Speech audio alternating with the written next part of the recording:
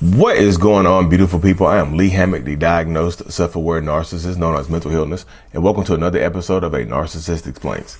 In today's episode, we're going to be talking about what happens if you call a narcissist a narcissist. How do I tell my partner that they might be a narcissist? We're going to answer a couple questions here, y'all. Just stay tuned for a little short video, and then I'll break it down later. Thank you so much. Look, I'm not trying to be disrespectful, but I think you might be a narcissist. A narcissist? Why would you call me that? Because you're constantly lying, you're gaslighting, you're constantly cheating on me. Oh, I see. You've been on TikTok, haven't you? Typical. Yes, you're displaying typical narcissist behavior. You know what? I knew this was coming because guess what? You are actually the narcissist. See, they told me that you would try to call me a narcissist back. They said narcissists always call you the narcissist. Okay, but if that's true, you called me a narcissist first. I did because you are a narcissist. You called me a narcissist because I'm a narcissist or because you are a narcissist? See, you get on my nerves. See, there you go again trying to flip it back on me. I'm actually not trying to flip anything. I'm just telling you how it is. Look, all jokes aside, you need to go to therapy. If I need to go to therapy, then you need to go to therapy. Why do I need to go to therapy if you are the narcissist? You see, narcissists always deny therapy. You are a narcissist. I'm not a narcissist. You're a narcissist. Narcissist. Yeah. The word narcissist is thrown around a lot nowadays, y'all. Let's be realistic. I know, like, a lot of people just say, well, Lee, you're one of the ones who throws it around a lot. I mix it up. I say narcissistic. I say toxic. But narcissists are around. It's not just like, it's just this is the world we live in, y'all. Let me just being realistic. Let's keep it hot. Let's keep it hot and ready like a Little Caesar's pizza. But this is the dynamic a lot of people face when you're dealing with narcissistic, toxic people or whoever, y'all. If you call a narcissist, if they don't know what it is, they're more likely to just be like, okay, whatever, okay, whatever it is. Most people think narcissism, most people who haven't heard the word in its current form just think that you're calling them cocky or conceited, because that's what happened to me back in 2017. I thought my wife was just calling me cocky and conceited. She's like, it's hard living with a narcissist. I'm just like, wait, what the hell? You're a narcissist, you know what I mean? Because I thought it was just cocky, conceited, but we all know it's a personality disorder. If you look deeper, it could be a personality disorder. It's a diagnosable personality disorder. And yes, y'all, for the people in my comment sections, they keep saying I used to be a narcissist. No, y'all, I'm still clinically diagnosed. I just got re-diagnosed this year in like February. So just like 2023, I got re-diagnosed. So I'm still a narcissist.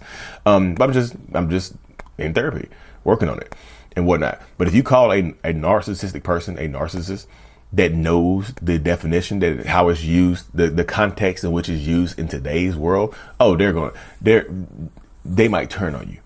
Just like in that video, they might try to flip it onto you. They might try to point out things that you have done that make you the narcissist. They might try to gaslight you and manipulate you and just confuse the hell out of you, just have you just regretting you even brought it up. Regretting the word narcissist has even ever entered into your world, has ever entered into your space, has ever been brought up into your life, into your dynamic right now. It's a wild perspective to be a part of, y'all. Like, and if you call a narcissist that knows what it means, sometimes they'll get mad at you, y'all. Sometimes you calling somebody a narcissist could activate narcissistic rage. And I know people see my stuff and they're just like, well, Lee, your wife called you a narcissist and look where you're at right now. Yeah, my wife called me a narcissist. Yeah, and I've made leaps and bounds on my mental health journey. Yeah, she called me a narcissist and I made leaps and bounds on my mental health journey because I was in a position that I was ready to hear it. I was in a position where I was searching for answers and I had already been working on myself personal development wise for like 11, 12 years. When my wife called me a narcissist. So I was already trying to work on myself to be better before the word narcissist got entered into my life.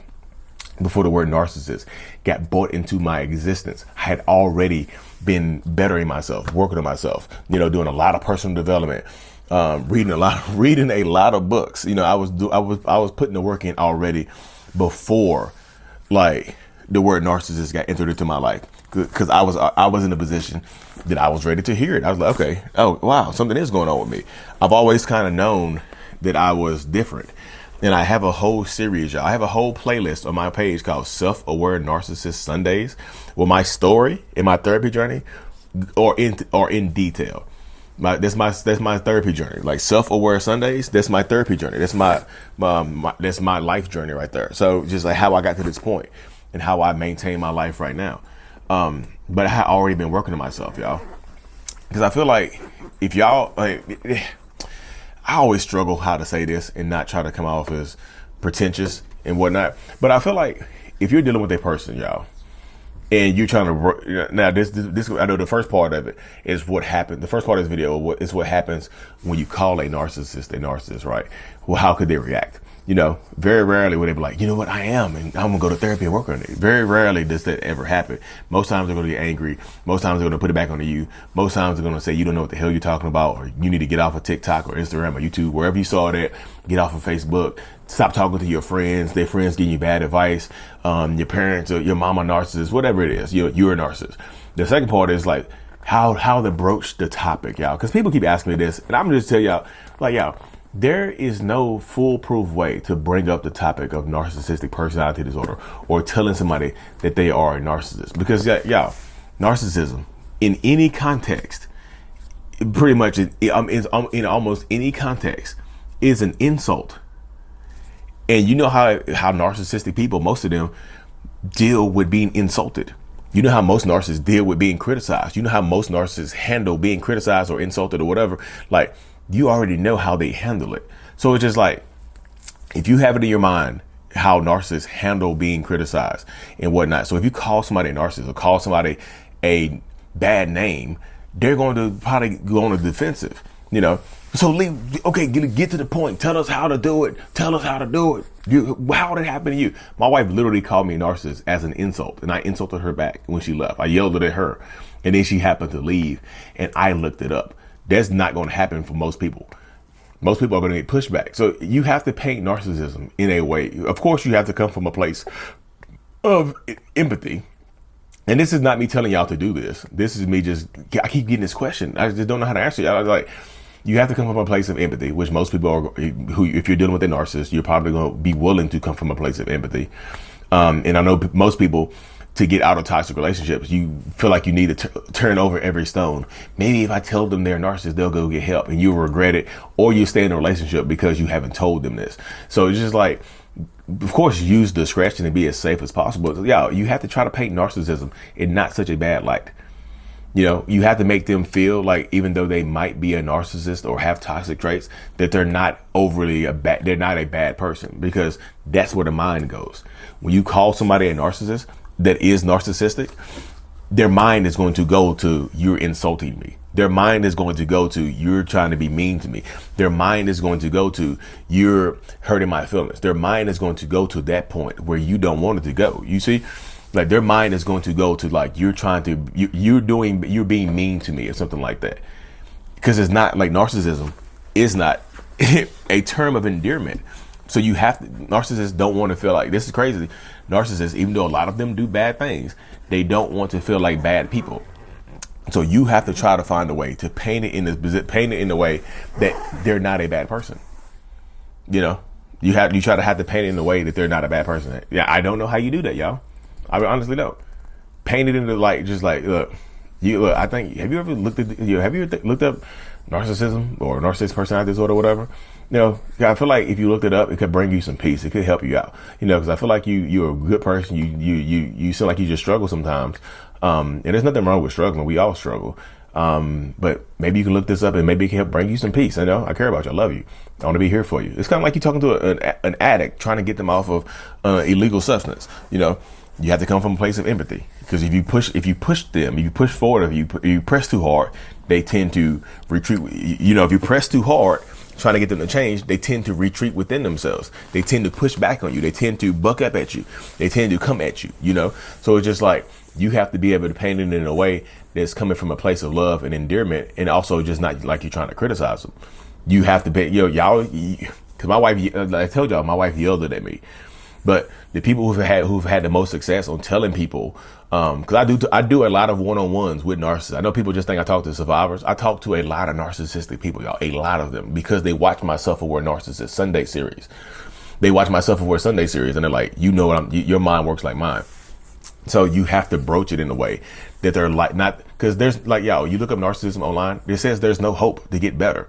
So it's just like you pretty much sentencing somebody to a life sentence of mental health issues. So you have to paint it in a way that I'm not telling you to stay with them. This is not me telling you to stay with them. That you have to paint it in a way that there's hope for them if they have hope for themselves. You know, they have to have hope for themselves. They have to be willing to listen to it, y'all. Because if you bring it up and tell them that they have to go to therapy for the rest of their lives, most people are gonna be like, oh, hell no. For the rest of my life, what's my reward? Are you gonna stay with me? Are you gonna leave me? So they need some kind of reassurance that you're not going to leave them, you know, if they go to therapy. But some people go to therapy just for a performance, y'all. They just go to therapy to put on an act. So not everybody who goes to therapy is trying to be better. Some of them are just trying to keep you there. So I'm just like, this is not me telling you how to stay in a toxic relationship. I know some people are just like, I don't want to leave without turning over every stone. And if this work helps you turn that last stone over, and try to paint it in a way, like sometimes you can't paint it in a way that because it's hard to try to tell somebody that they're not a bad person if they've been treating you like they're bad people. You see what I'm saying? So again, sometimes you have to get to that point. You're like, well, damn, I cannot make them feel like a bad person if they've been a bad person to me, you know? So you have to find that peace. You have to find your way, y'all, because you can't paint them. You have to make them feel like they're not a bad person. Overall, you have to make them feel less shame. You have to find a way to make them feel less shame by telling them. And maybe you don't use the word narcissist. Maybe use the word, hey, you tried therapy? You ever thought about going to therapy? You know, or make it seem like one of your friends went to therapy or something like that. Take the pressure off of them, y'all. That's all I got to say about that, y'all. I don't try to preach helping people stay in toxic relationships or give them ways to stay into them, y'all. Anyways, y'all, like and subscribe for more mental illness is out. Peace.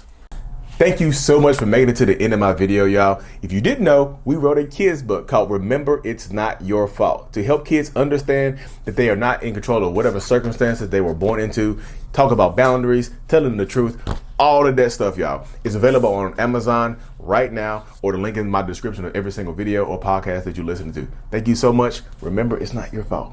Peace.